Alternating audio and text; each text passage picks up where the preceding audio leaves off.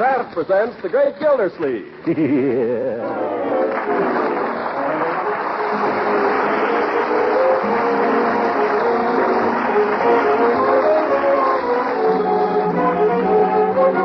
Kraft Cheese Company will also bring you Bing Crosby every Thursday night. Present each week at this time Harold Perry as The Great Gildersleeve, written by John Wheaton and Sam Moore.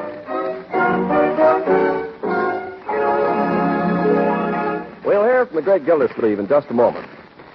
But first, do the men in your family think flavor is the most important virtue of the food you serve? Well, you homemakers know that nutrition is equally important. And that's why Parquet, the quality margarine made by Kraft, is so popular with so many American families. For Parquet margarine is a wonderful red ration stamp value in both flavor and nutrition. It requires just 5 red ration points a pound, and it has a delicate, appetizing flavor that really satisfies. As a spread for bread and a seasoning for hot-cooked vegetables, I think you'll agree that Parquet flavor is just about tops.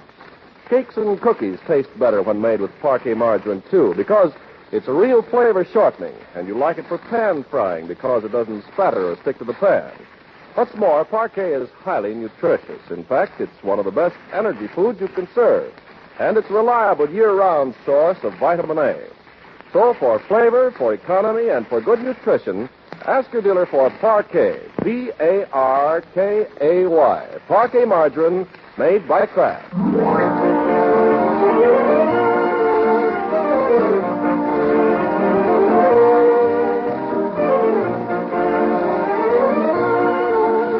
Now, on to Summerfield and the Great Gildersleeve. It's the last day of May, just 4 weeks before his wedding day, and Gildersleeve is a busy, busy man. This morning, while others make preparations for the Memorial Day exercises, the great man is in his study, straightening out his affairs and clearing the decks for matrimony. So we find him now with pen in hand, laboring over the composition of a mighty document. I, Throckmorton P. Gildersleeve, being of sound mind and body, do hereby devise and bequeath... Uncle Mort, excuse me. Yes, Marjorie? Come out and see it. Come out and see what? The flag.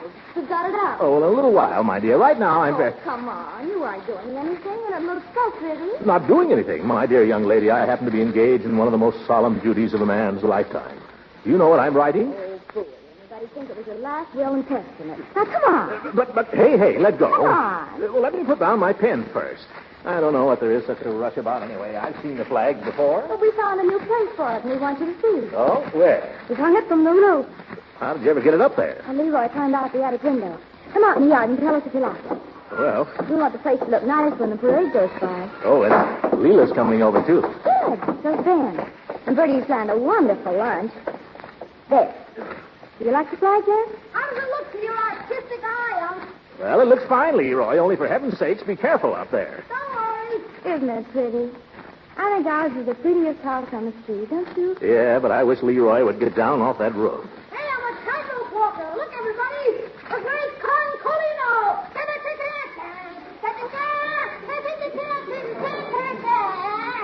Leroy! Leroy, get off of that railing. It's okay. I got a piece of it. Oh, I can't look. Young man, you get in off that roof before I come up there after you. Are you kidding? Leroy, you heard me. Okay, I'll break down. Yeah, that's what I'm afraid of. Be careful now, my boy. That crazy kid. Honestly, what comes over, boys? I don't know. It's a wonder to me he's lived as long as he has. Oh, that reminds me. I got to get back to work. Call me when it's time for the parade. Oh, we won't be along for an hour yet.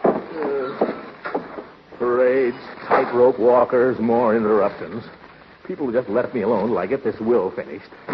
Will. Leroy's the one who should make the will. The great concolino. Oh, brother. Let me see now. I, Throckmorton P. Gildersleeve, being of sound mind and body, do hereby devise and bequeath to my lawfully wedded wife, no, to my dearly beloved wife, my dearly beloved wife. Come in, beloved.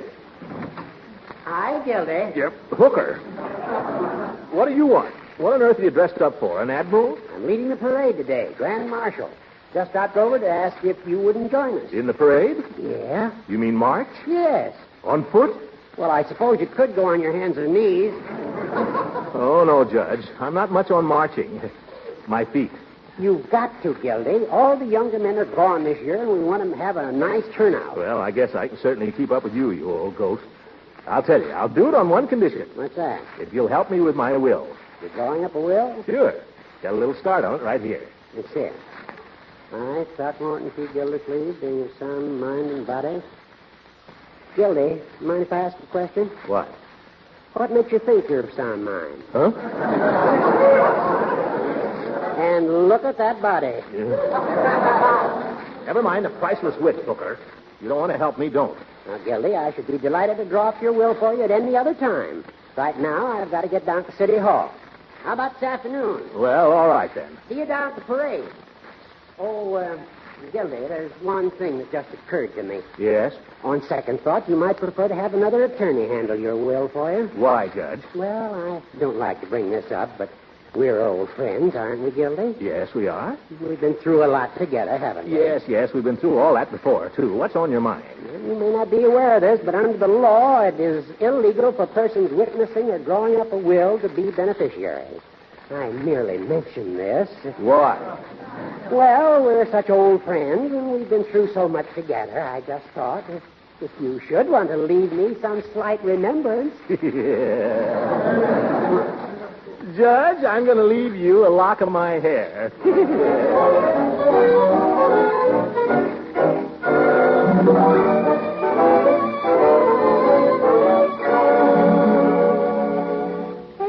About time you were starting for the parade? Keep your shirt on, my boy. Parades never start on time.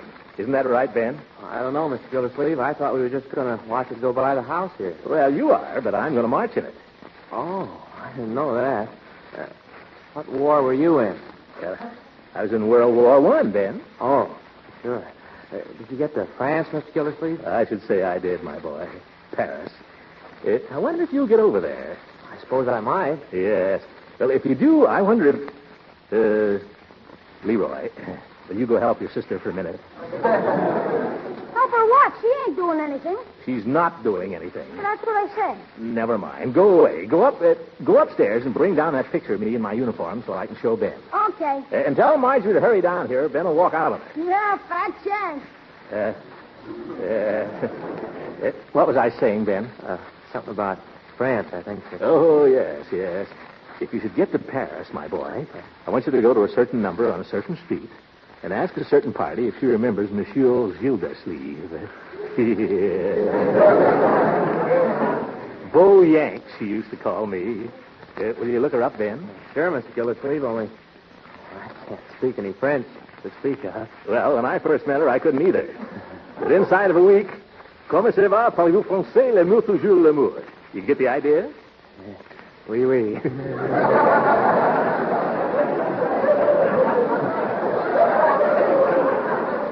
Oh, she was a lovely creature, Ben. And her mother. Oh, boy, how she could cook. I think you'll like her, Ben. Oh, sure. She's a blonde, just 28 years old in 1918. Let me see. That would make her... 53. It's not possible. Oh, my goodness, how time flies. Here's the picture, Unc. The boy commando in person. I don't care to see it now, Leroy. 53. Poor Mimi. I can't believe it. Gosh, Unc, what's the matter? Nothing. Go help Marjorie. For Pete's sake, aren't you through talking about Paris? Leroy, you're getting too fresh. Oh, that's Mrs. Ransom. We have a little signal. You, Throckmorton. In here, Leela. Hello, everybody. Good morning, sweetheart. I think the flag out in front looks just beautiful. Leela, I've got a surprise for you. I'm going to march in the parade. Why, Throckmorton, how exciting. Would you like to see his picture in uniform, Mrs. Ransom? Leroy, give me that. Oh, now, Throckmorton, I want to see it. Oh, why, you were cute in your uniform. Cute? Wasn't he, Ben? Well, just let it go, my boy. Well, I don't understand the insignia on your uniform, Throckmorton. Beauregard used to have leech here on the shoulder. Leech? Oh, well, I didn't go into the Army at the top. I went in as a private and won my promotion the hard way. How'd you come out, Unc? Corporal.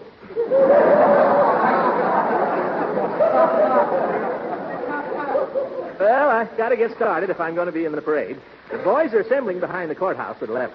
Goodbye, Leela. I'm off to the war. Oh, wait a minute, Throckmorton. What's the matter? You're not going to march in the parade in just that little old business suit, are you? What else? Well, your uniform, silly. Oh, I couldn't, Leela. Oh, but you'd look so distinguished. It would look out of date, Leela. The uniforms today are entirely different. Oh, Throckmorton, you never do anything I ask you. I do too, Leela. I just don't know where my uniform is. I know, Unc. It's up in the attic. Leroy. Oh, good for you, Leroy. Please, Throckmorton, for Leela. All right. Leroy, you come with me. Little sharp eyes.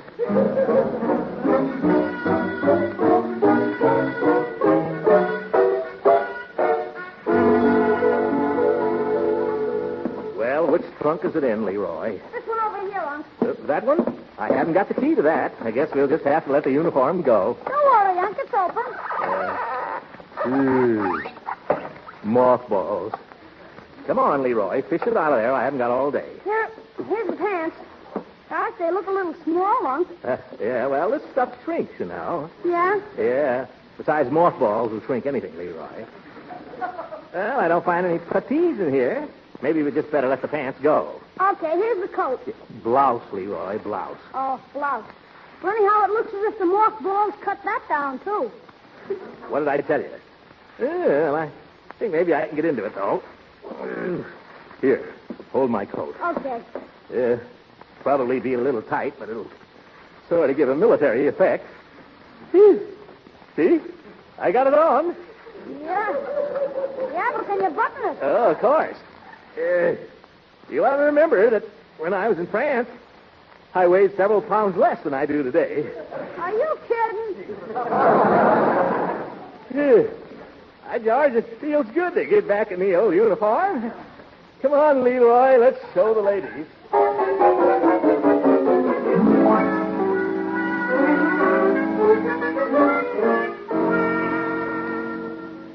Well, folks, what do you think of it? Throckmorton, what in the world happened to the trousers? They were shut off. Leroy, quiet. No puttees, Leela. Can't wear them without puttees. Oh, well, the coat looks awfully military. I think you'll be the handsomest man in the whole parade. I honestly do. Oh, well, that's all I wanted to know, Leela. Well, I'm off. I kiss your hand, fair lady. Oh, don't bend over. Well, I'm glad I didn't try to wear the pants.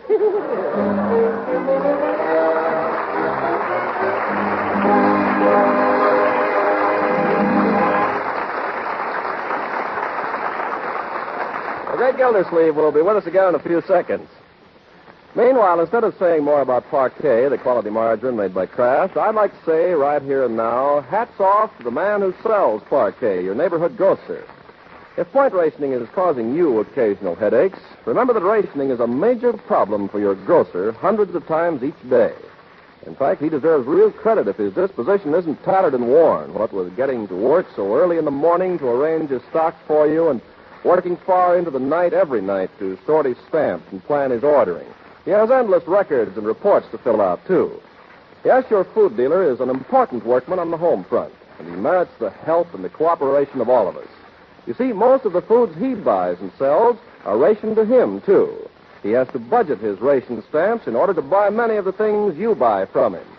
So why not help yourself and help him at the same time by planning family menus several days in advance and by shopping early in the week and early in the day? Your friend the grocer will appreciate it.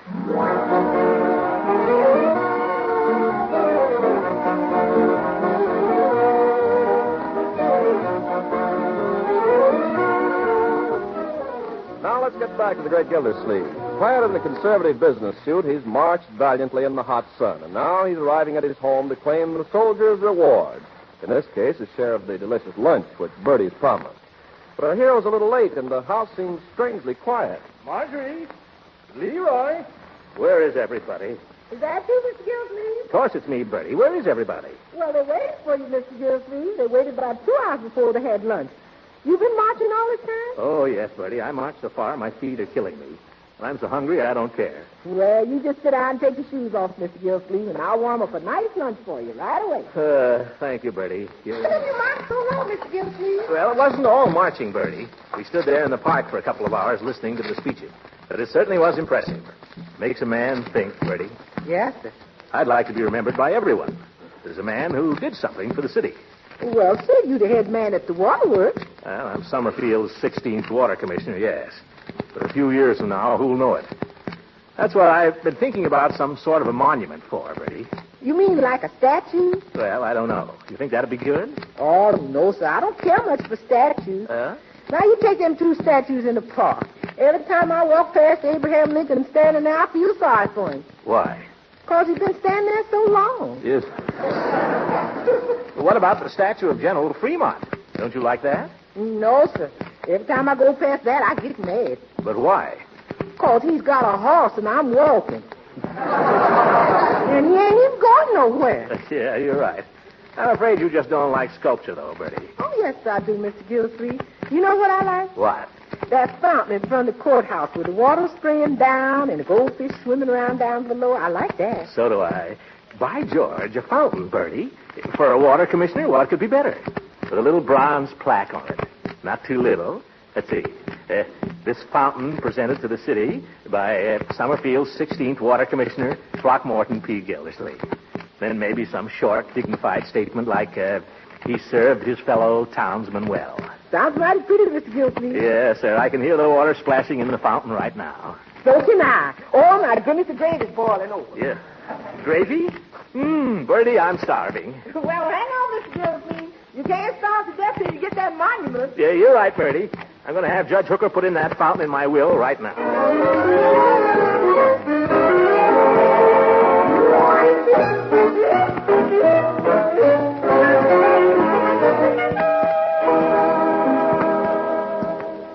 Throckmorton, let me ask you something. Why are you suddenly in such a sweat to make a will after letting it go all this time? Well, for one thing, I think it's a man's duty to make a will, for one thing. Yeah? What else? Well, Leela mentioned it once or twice. Oh. And anyhow, I think it's a man's duty. You can't tell. Things can happen. Here I am about to get married. Gildy, it strikes me that you're preparing for marriage as if you were preparing for the next world. Now, see here, Hooker. That's not true. All right. Sorry. I'm true, but I shouldn't have said it. Yes. I'm sorry. If I'm to draw up this will, I'm going to require certain information. Such as what? Well, to begin with, how much money have you got? Don't you wish you knew? Well, I've got to know. What for? Gildy, if you want me to help you with your will, you've got to take me into your confidence. Well, all right, Judge. What do you want to know? I ask you, how much money have you got? None of your business. If I tell you, you'll tell everybody in town. Gildy, what passes between a lawyer and his client is strictly confidential. You know that. Come on now. How much have you got? Cash? Cash. Well, in the neighborhood of $500. In the neighborhood? Yes. Small neighborhood, isn't it? It's all right, Gildy. We're neighbors. Oh, you too? I'd be lucky if I could put my hands on $300 right now. Well, to be perfectly frank with you, Judge, I've got just $275. And that's not counting the bills that'll be pouring in tomorrow. Isn't it terrible? Terrible, the way things are. A man's lucky if he can stay out of jail. Now, let's see. The insurance. Now, what about the rest? What about Leela? Of course, she has her own money. Yes. I'll tell you what I thought, Horace. I thought it'd be nice to endow a small memorial. Memorial? Yeah, a fountain, perhaps. A memorial fountain. Memorial to what? Well, to the two of us. Me being water commissioner, I think a fountain would be kind of appropriate, don't you?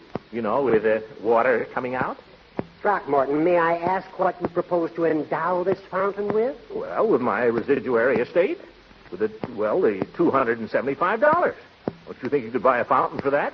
Wouldn't be any Niagara. I think you'd be lucky to get a bird bath. Oh. You do, huh? Well, you know, Judge, you may think you're joking, but a bird bath isn't such a bad idea. Oh, now, Gildy. I mean it. I've always been fond of birds. Birds like me, too. They come right up to me sometimes. And Leela's crazy about birds. She's got a little bitty wren that's building a nest in her front porch right now. Every morning she goes out and peeks at it.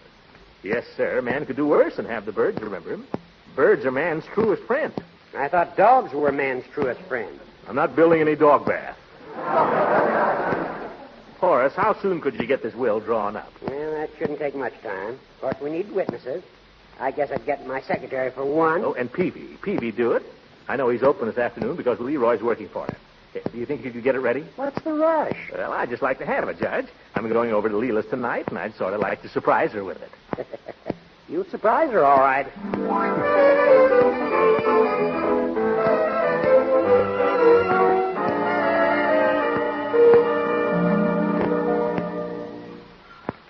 Hi, Unc. Hi, Judge. Hello, Leroy. How's the drug business? Pretty quiet. The chief is out in the prescription room, and you know what that means. What? Leroy, that's no way to talk about Mr. Peavy. I'd like to see him for a moment, please. Oh, gosh, Unc, can't I wait on you? I never get a chance to sell medicine. But with you, it wouldn't matter if I made a mistake. I disagree, my boy. Oh, just try me, Unc. I can find you anything in the store, practically. Then find Mr. Peavy. Honest, Unc, the chief doesn't like it if I bother him about something I can handle myself. Leroy, What? wake up the chief. Oh, all right. Maybe we shouldn't bother Peavy if he wants to sleep. What nonsense. Peavy sleeps 24 hours a day anyway. Oh, hello, Peavy. I hope we didn't interrupt anything important. No, I'll just take care of you, gentlemen, and then I can get right back to it. How are you, Judge? Fine, thank you, Peavy. I saw you, gentlemen, in the parade this morning. Thought you both looked very dashing. Well, glad to do our bit, Peavy. How does it happen you weren't marching? Someone told me you were an ex-soldier. Yes, sir. I was in the artillery. 49th Field Artillery, USA. Well, I'll be darned. Were you a gunner? No, I wasn't a gunner. I was in what you might call the transportation end of the artillery. Oh, what's that? I commanded a platoon of mules. You? That's hard to believe, Peavy. Why, the mule is the stubbornest animal known to man. Well, I wouldn't say that. Although a mule has a mind of his own, I'll admit. But they're hard workers. They are? Yes, they're hard workers. And they're loyal. Every mule in my platoon was just as loyal as a jackass could be.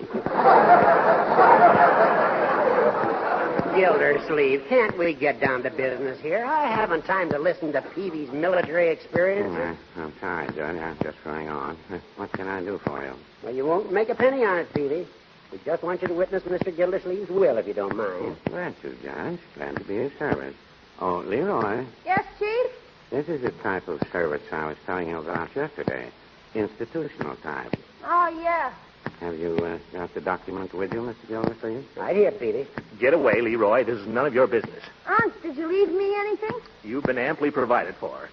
Sign right here, Peavy. Unc, will you leave me your pistol that's in your bureau drawer? No. Oh, please, Unc. Now, Leroy, remember lesson 1. The customer is always right. Oh, sorry, Chief, I forgot. All right. Now, here, Judge. That's it. Richard Peavy. Here you are, Mr. Gildersleeve, and I hope your will gives you the same lasting satisfaction as mine is giving me. Well, I hope so, too. I executed my will in 1913, naming my wife as sole beneficiary, and I've never wanted to change a syllable of it. Neither has Mrs. Peavy. Well, I can imagine.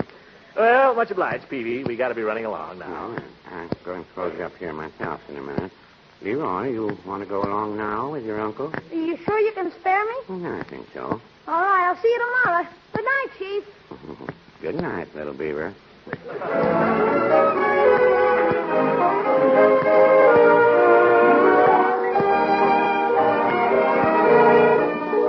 But soon there'll just be two of us. Soon you and I will borrow the moon for just the two of us.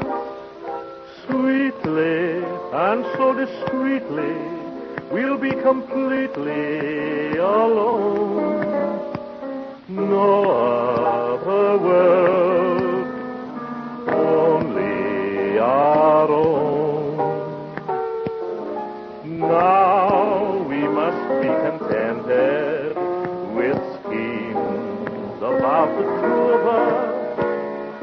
Yes, we can have our sweet scented dreams that will come true of us, for presently and pleasantly our hearts will be in tune. So soon, maybe not tomorrow, Leela, but soon. Leela. Yes, Throckmorton. I made my will today, Leela. Oh, did you, darling? How nice. Yeah, have it right here in my pocket. Leela, you know something? What, darling? Guess who's in my will? Oh, I couldn't. Go on, Leela. Guess, will you? Oh, I couldn't possibly. I'm too happy to guess. I'm too happy to care about anything.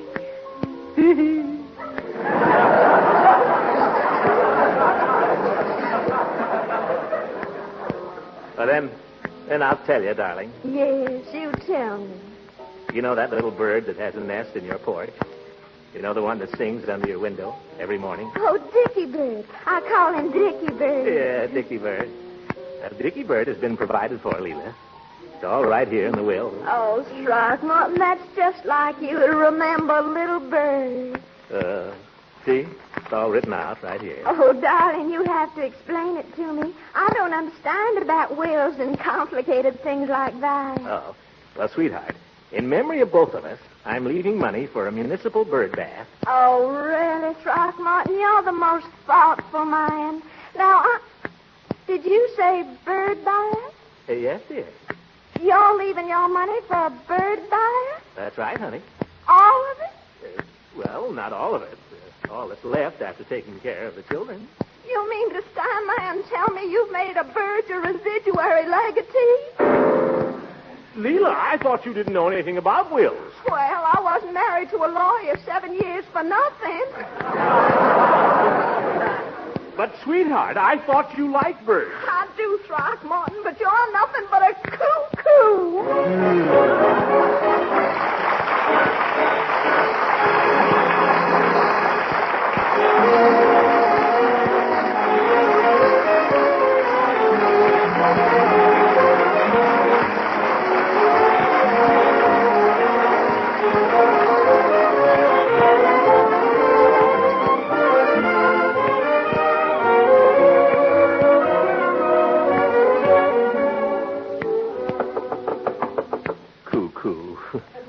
Leela gets all upset over a bird.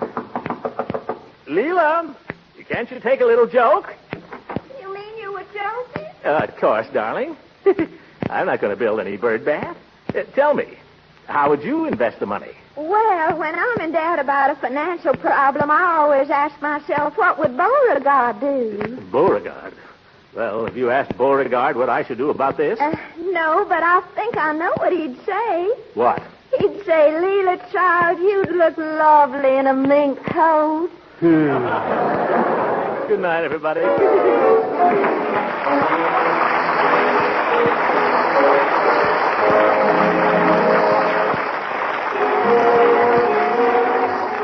Music heard on this program was under the direction of Claude Sweeten. This is Ken Carpenter speaking for the Kraft Cheese Company, inviting you to listen in again next Sunday for the further adventures of the great Gildersleeve. You women are looking for extender recipes these days and all kinds of ways to make the less plentiful foods go further. Well, do you know about the product called Kraft Dinner? All by itself, a package of Kraft Dinner gives you a swell macaroni and cheese main dish fast. Enough macaroni and cheese for 4 people. And for it, you put out just one single red ration point. Now, if you have a little meat or some leftover chicken or seafood, you can extend it by adding it to the Kraft Dinner macaroni and cheese. Or you can mold the hot Kraft Dinner into a ring and in the center serve your small amount of meat or what have you, creamed. Each package of Kraft Dinner holds a quick cooking macaroni and some Kraft grated to put cheese flavor through and through the fluffy macaroni in a jiffy. Get some soon so that you can cook a macaroni and cheese dish in 7 minutes or use it as an extender of less plentiful foods. Remember, it's Kraft Dinner. This program has reached you from Hollywood. This is the National Broadcasting Company.